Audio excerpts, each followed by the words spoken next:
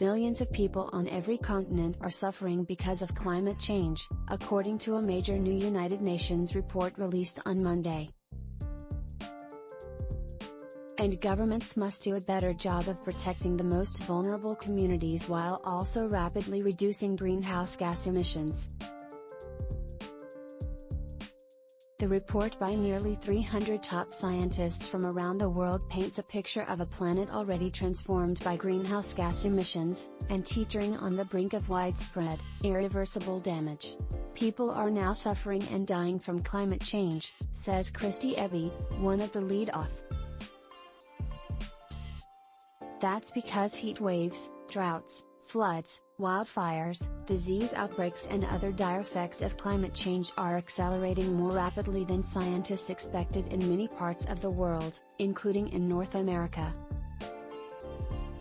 And as oceans, rainforests and polar regions heat up, nature is less and less able to help us with the task of adapting to a hotter Earth, the report finds. Still, the authors of the report make clear, humans are not powerless. Repairing damaged ecosystems and reducing greenhouse gas emissions dramatically and immediately would spare billions of people from illness, poverty, displacement and death.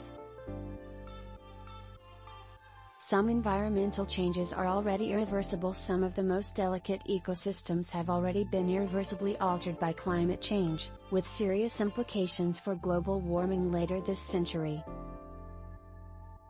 For example, coral reefs initially adapted to warmer water, but as oceans kept getting hotter in recent years, the reefs were overwhelmed and many have died.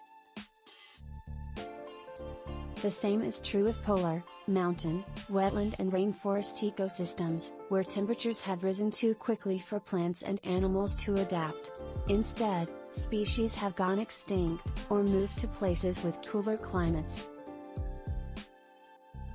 That ecosystem destruction will affect how much carbon dioxide lingers in the atmosphere, trapping heat.